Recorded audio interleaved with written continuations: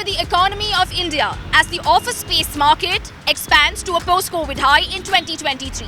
Hello and welcome to India Today's SoSouth. I'm Sara Fazil.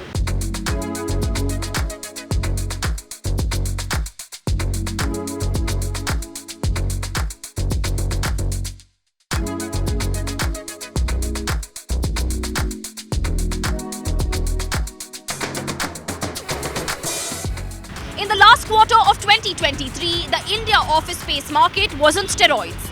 India bucked the heavy global winds, and how? According to the property consultancy firm JLL India, the net absorption of India's office space market hit a historic high of 16.1 million square feet, which was the highest in the quarter 4 of 2023. Net absorption is the office space which is occupied minus the office space that is vacated. This is a huge jump of 1.9 million square feet over the corresponding quarter of 2022. In percentage terms, it works out to nearly 14%. Not only was the leasing market on fire in quarter 4, but it was robust throughout 2023. In the year that went by, India's gross leasing activity stood at a record of 62.98 million square feet, which was second only to the boom of 2019. Now, this was significant because it reflects the confidence of global and domestic businesses in the unfolding of India's growth story. That's pretty much what the JLL's year-in review report says, and I quote, "The current year is set to be entrenched as a pivotal chapter in the growth story of India's office market. In a year marked by global headwinds, these achievements are a testament to the market's strong underlying fundamentals and growth prospects. They also solidify India's position and firmly establish its credentials as the office to the world." Noted the fact that India is the place to be from a business perspective. I don't think that was ever in doubt. Absolutely. So from a global firm's perspective, the moment they thought they had enough comfort, they were back in the market. Right. And in fact, the kind of the flurry of activity we saw in 2023 second half was much higher than we've ever seen. In fact, Right. quarter 4 Right. was the highest ever quarter in terms of leasing activity in the country. Right. And while the share of tech companies went down to its lowest in a decade in terms of space take-up, right? These GCCs, kind of filled in the gap, right? You had a lot of banking and financial companies taking up more space. You had a lot of manufacturing, engineering companies taking up more space. Knight and Frank, another consultancy firm, echoed what Rohan Sharma of JLL said. Consequently, you were expecting a very weak period for 2023. Okay. Now, as the year unfolded 2023, generally for the India office market, and then city to city, there has been some flavor in terms of what has happened.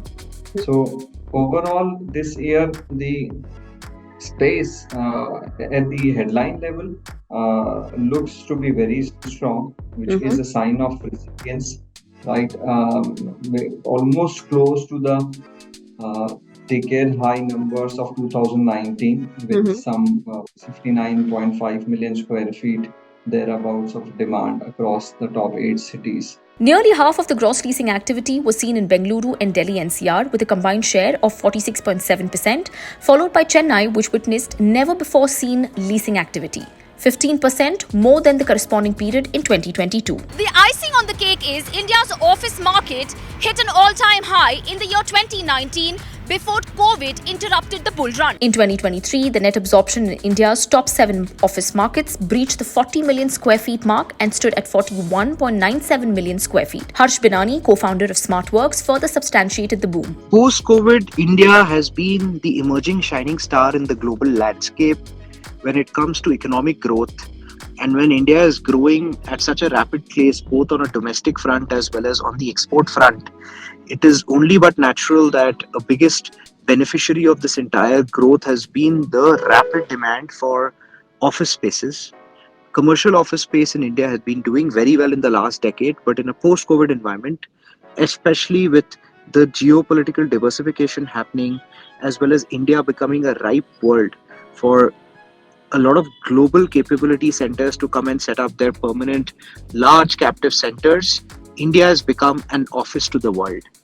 And that undeniably is also reflected in numbers, whether it's new construction, the new supply of space, or the absorption of space. We've seen record-breaking numbers across the board.